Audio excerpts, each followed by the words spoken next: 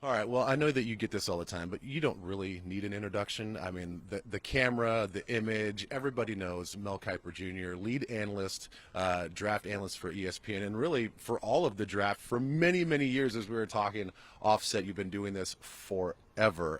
Thank you so much for joining us. And we'll kind of start off the top. Every year, the draft has a unique identity. You know, there's always strengths, there's weaknesses. This 2020 class, how do you evaluate it? Great class. I mean, strong class at wide receiver. I like people say it's a lousy year for tight ends. I think there's some tight ends in the second to fifth round who will play a long time in this league. I think there's some corners that will have a good opportunity. There's mixed opinion on these corners, but there's a lot of them. So you got to pick the right one. There'll probably be 3 busts for every good one. So you better do some really good scouting with the corners, but there's a lot of them.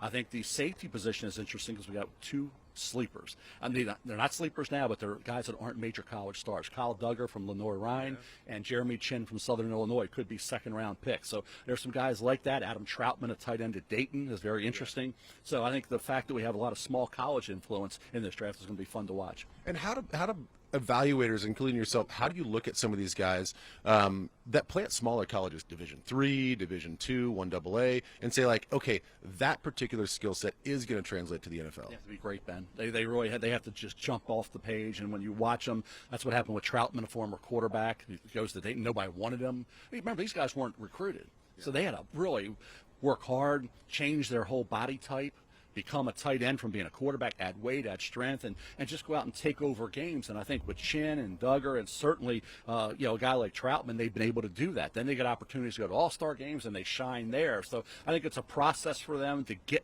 to where they want to be. But still, you're talking about second round for Duggar and Chin, maybe third round for Troutman. But these guys could be really good players in the NFL. All right, let's stay in sort of the second or third round for the Minnesota Vikings. Now, there could be a need at wide receiver. You just mentioned that the identity of this draft is a pretty deep and talented wide receiver class. So somebody in that second or third round range that maybe the Vikings will look at. Yeah, I think the Vikings have plenty of opportunities in the third, fourth round, and even into the fifth, sixth round at wide receiver. I think you look at a couple guys. I think you look at KJ Hamler, Penn State. I told you before, but I'm going to be looking at how he catches the ball. He had some drops at Penn State, but he's fast. He's great in space. He's electrifying.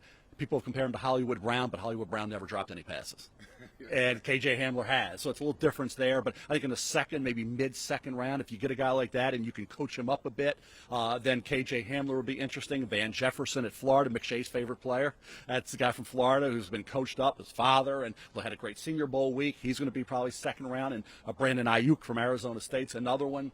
It's the depth at that position, in addition to Lynn Bowden Jr., who had been a receiver, had to play quarterback at Kentucky out of necessity, had a great year. I've compared him to Antoine Randall, who you know very well, had a nice career in the NFL coming out of Indiana as a quarterback. So the depth at wide receiver is going to allow teams in the third to sixth round get a pretty good receiver.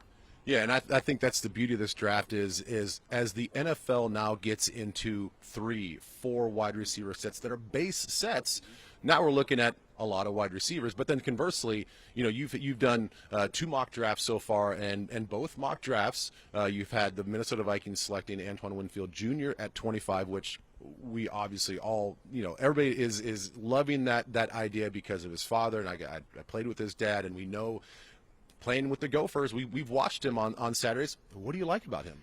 When he plays, he's great. And the issue is going to be durability. He had 2 years of the 4 with injury. And you think about what he did when he was healthy this past year, led him in tackles with like 88 tackles, had 7 interceptions, saved the day against Fresno State. When he came out of nowhere, you think that's a touchdown, it's going to win the game, and then comes Winfield to intercept the pass, game over. So this kid has savvy. He's a tremendous all-around safety. Obviously, the bloodlines with his dad, who I scouted coming out of Ohio State, Buffalo, and then Minnesota. Everything points to if he can stay healthy, Antoine Winfield's a guaranteed first-rounder. If people wonder about durability, maybe he gets pushed into the early to mid-second, but I don't care. If he stays healthy, he's going to have a really good career, but the durability is the only hesitation in terms of moving him up maybe further than he is. All right, I know that you've probably talked about this a lot because quarterbacks are always big talkers.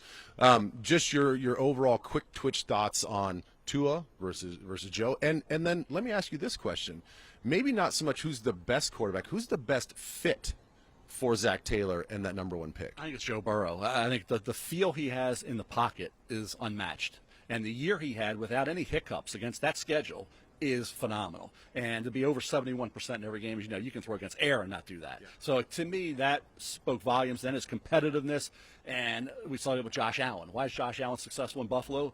Yeah, he's still got some things to work on, but he improved dramatically because Craig Bowl at Wyoming said, most competitive player I ever coached. And Ben, everybody plays in the league is competitive, but there are levels. Are you a 7 or are you a 10?